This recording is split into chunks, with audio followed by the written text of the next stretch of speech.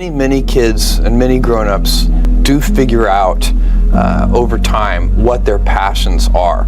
And sometimes we let I don't think it's that hard. I think what happens though sometimes is that we let our intellectual selves overrule those passions. And so that's what needs to be guarded against. For most people, it's about meaning. People want to know that they're doing something interesting and useful. And for us, because of the challenges that we have chosen for ourselves, we get to work in the future, and it's super fun to work in the future for the right kind of person. You need to be nimble and robust. So you need to be able to take a punch, and you also need to be quick and innovative and doing new things at a high speed. That's the best defense against the future. And you have to always be leaning into the future. If you're leaning away from the future is going to win every time. You have to learn enough so that you become a domain expert. But the danger is once you become a domain expert, you can be trapped by that knowledge. And so inventors have this paradoxical ability to have that 10,000 hours of practice and be a real domain expert and have that beginner's mind. Have that look at it freshly, even though they know so much about the domain. And that's the key to inventing. You have to have both. And I think that is intentional. I think all of us have that inside of us, and we can all do it, but you have to be intentional about it. You have to say, yeah, I am going to become an expert, and I'm going to keep my beginner's mind. You can't skip steps. You have to put one foot in front of the other. Things take time. There are no shortcuts. And but you want to do those steps with passion and ferocity. It's easy to have ideas. It's very hard to turn an idea into a successful product.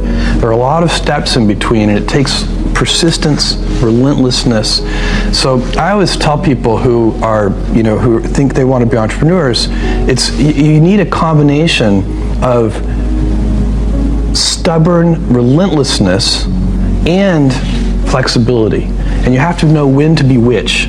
And basically you need to be stubborn on your vision, because otherwise it'll be too easy to give up.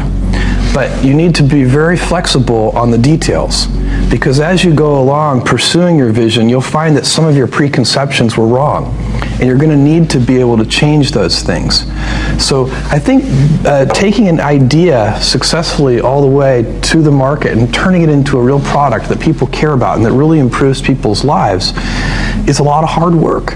Don't try to chase what is kind of the hot passion of the day.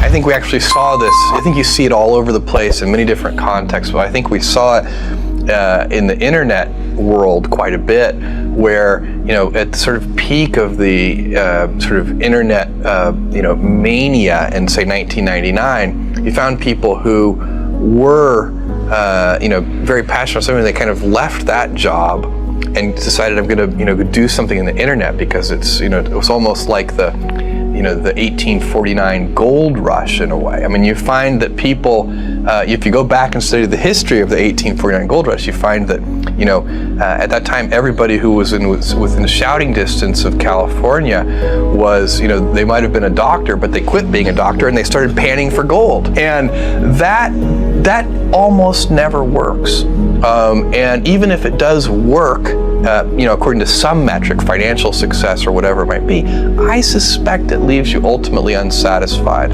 So you really need to be very clear with yourself. And I think one of the best ways to do that is this notion of projecting yourself forward to age 80, looking back on your life and trying to make sure you've minimized the number of regrets you have. That works for career decisions. It works for family decisions. Do you want? I have a 14-month-old son, and it's very easy for me to, if I think about myself when I'm 80, I know I want to watch that little guy grow up.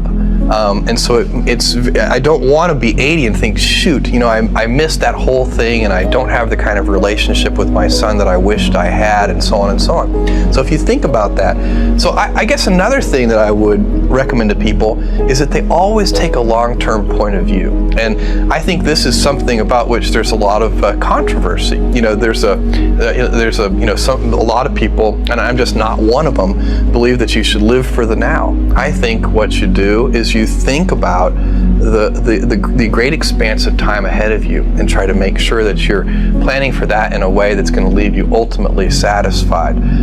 So this is the way it works for me. And I mean, everybody needs to find that for themselves. So I think there are a lot of paths to satisfaction, and you need to find one that works for you.